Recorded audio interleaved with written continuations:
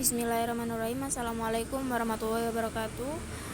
Baiklah, di sini kami kelompok 3 akan mempresentasikan makalah kami yang berjudul Masalah Judul dan Variabel Penelitian. Di sini saya sebagai pemateri pertama akan menjelaskan tentang definisi masalah, judul, dan variabel penelitian. Yang pertama yaitu masalah. Masalah yaitu suatu pernyataan atau kalimat interogatif yang menanyakan adanya suatu kesenjangan atau hubungan antara dua atau lebih variabel. Kemudian judul yaitu nama suatu tulisan atau karangan atau kepala suku karangan yang mempunyai peran penting dalam suatu tulisan. Kemudian variabel penelitian yaitu kondisi-kondisi yang dimanipulasi, dikontrol, atau diobservasikan oleh peneliti dalam suatu penelitian. Kemudian karakteristik masalah, judul, dan variabel penelitian. Yang pertama yaitu permasalahan atau variabel yang akan dibahas. Kemudian yang kedua masalah versus judul penelitian. Kemudian yang ketiga hakikat judul. Yang keempat yaitu ketentuan dalam membuat judul penelitian. Kemudian yang kelima syarat-syarat judul yang baik. Kemudian yang keenam dasar perumusan judul penelitian. Yang ketujuh macam-macam judul. Yang kedelapan unsur-unsur judul penelitian. Dan yang terakhir yaitu konsep pemahaman judul penelitian. Cara menemukan sebuah masalah, judul, dan variabel penelitian. Yang pertama yaitu kriteria-kriteria perumusan masalah. Ada beberapa hal yang dapat dipenuhi dalam perumusan masalah penelitian. Yang pertama yaitu kriteria pertama dari suatu perumusan masalah adalah berwujud kalimat tanya yang bersifat interogatif, baik pertanyaan yang memerlukan jawaban deskriptif maupun eksplanatoris, yaitu yang menghubungkan dua atau lebih fenomena atau gejala di dalam kehidupan manusia. Kemudian kriteria kedua dalam suatu masalah penelitian adalah bermanfaat atau berhubungan dengan upaya pembentukan dan perkembangan teori. Dalam arti pemecahannya harus jelas, diharapkan dapat memberikan sumbangan teoritik yang berarti, baik sebagai pencipta teori-teori yang baru maupun sebagai pengembangan teori-teori yang sudah ada. Kemudian kriteria ketiga adalah bahwa suatu perumusan masalah yang baik juga hendaknya dirumuskan di dalam konteks kebijakan pragmatis yang sedang aktual, sehingga pemecahannya menawarkan implikasi kebijakan yang relevan dan dapat diterapkan secara nyata bagi proses pemecahan masalah bagi kehidupan manusia. Kemudian yang kedua yaitu ciri-ciri dan model perumusan masalah. Di sini yang pertama yaitu mempunyai nilai penelitian. Kemudian yang kedua, masalah harus mempunyai keaslian. Yang ketiga yaitu masalah harus menyatakan sesuatu hubungan. Yang keempat yaitu masalah harus merupakan yang terpenting.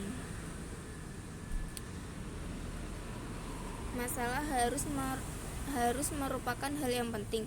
Kemudian yang kelima yaitu masalah harus dapat diuji. Yang keenam yaitu masalah harus dapat dinyatakan dalam bentuk pertanyaan. Kemudian yang ketujuh yaitu mempunyai visibilitas. Kemudian yang kesembilan sesuai dengan kualifikasi peneliti. Kemudian presentasi selanjutnya akan dilanjutkan oleh Mbak Istik. Baik, untuk selanjutnya yaitu fungsi dan tujuan masalah, judul, dan variabel penelitian. Tujuan penelitian yang terumus dan jelas akan menunjukkan apakah tujuan penelitian tersebut berkaitan dengan jawaban pada masalahnya atau tidak, realistik atau tidak, dan urgen atau belum untuk dilaksanakan. Nah, jadi fungsi dan tujuan masalah itu menuntun kita apakah masalah yang kita ambil itu apakah layak diujikan, layak untuk dijadikan penelitian ataupun tidak layak. Nah, jadi terlebih dahulu kita harus bisa mengetahui apakah masalah itu sudah familiar ataukah belum. Kemudian tujuan penelitian yang dirumuskan dengan jelas maka akan menuntut dan memperjelas pemilihan metode beserta langkah-langkah penelitiannya. Nah, selain itu fungsinya untuk mempermudah atau memperjelas dalam menentukan cara pengukuran maupun analisanya. Nah, sebagai seorang peneliti, kita wajib memahami dan mendalami prosedur sebagai penelitian yang akan dilakukan, karena dari setiap penelitian itu memiliki prosedur dan langkah-langkah yang berbeda. Meskipun jenis penelitian yang dimiliki itu ada kesamaan, namun apapun jenis penelitiannya, kita sebagai calon peneliti harus memahami gambaran yang jelas dan detail mengenai rancangan dan tahapan penelitian sampai pada penyusunan laporan penelitiannya nanti. Selanjutnya yaitu gambaran umum tahap penelitian. Semua jenis penelitian itu memiliki prosedur yang harus dilalui. Nah, ini ada 9 gambaran umum tahapan penelitian. Yang pertama yaitu identifikasi masalah dan tujuan penelitian. Nah, dalam kegiatan penelitian itu berawal dari adanya temuan permasalahan atau problematika penelitian dan diakhiri dengan penyusunan laporan hasil penelitian. Nah, dari awal penelitian ini peneliti harus melakukan identifikasi masalah dan merumuskan masalah penelitiannya.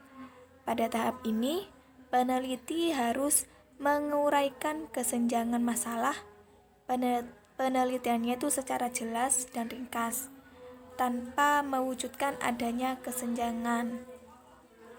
Nah, kemudian maka penelitian itu belum layak diteliti karena belum menunjukkan alasan mengapa penelitian itu perlu dilakukan. Jika kesenjangan tersebut sudah diuraikan atau dijelaskan oleh peneliti dalam latar belakang penelitian, maka peneliti tersebut menindaklanjutinya dengan merumuskan masalah penelitian. Nah, dari rumusan masalah tersebut, maka peneliti merumuskan tujuan penelitian yang terkait dengan rumusan masalah penelitian tersebut. Nah, kemudian tahap selanjutnya yaitu penentuan subjek penelitian. Pada tahap ini, peneliti menentukan subjek penelitian. Perlu dipahami bahwa subjek penelitian ini dapat ditentukan saat peneliti menentukan atau menemukan identifikasi masalahnya. Nah, jadi dalam penjelasan masalah penelitian, peneliti secara eksplisit sebenarnya juga sudah dapat menjelaskan mengenai kondisi subjek penelitiannya. Jika peneliti sudah menentukan subjek penelitiannya, maka selanjutnya peneliti perlu menentukan variabel penelitiannya. Penemuan jumlah dan fungsi variabel penelitian dapat dilakukan setelah peneliti merumuskan tujuan penelitiannya. Jadi jika kita sudah merumuskan tujuan penelitiannya itu, kita baru lanjut pada penentuan jumlah dan fungsi variabel penelitian tersebut.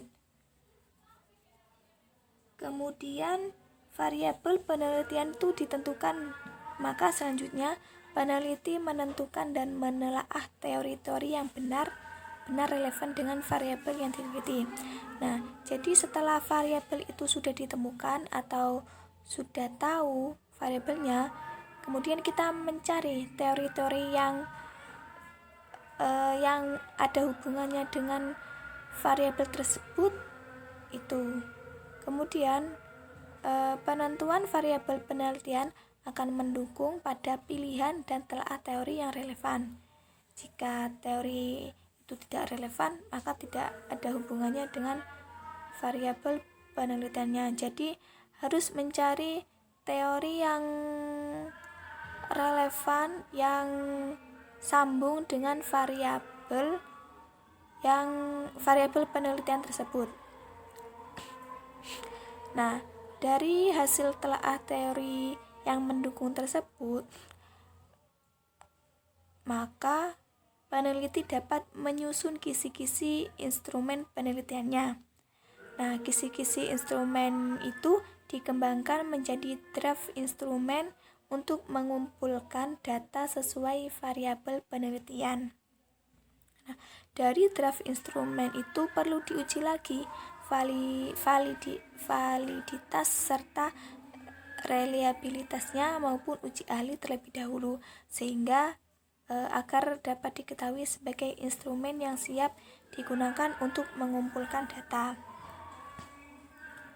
Nah, sebelum data itu terkumpul dan diolah, peneliti harus juga menetapkan teknik analisis penelitiannya itu seperti apa. Dan harus perlu dipahami lagi bahwa penetapan teknik analisis penelitian itu selalu dilandasi dari tujuan penelitian dan skala data yang digunakan sesuai variabel penelitian. Jika teknik analisis itu sudah ditentukan dan data sudah dikumpulkan, maka peneliti dapat melakukan analisa dan pembahasan penelitian, serta bisa menyusun menjadi suatu laporan penelitian. Sekian yang dapat saya sampaikan. Mohon maaf jika ada kesalahan kata maupun perilaku. Sekian, wassalamualaikum warahmatullahi wabarakatuh.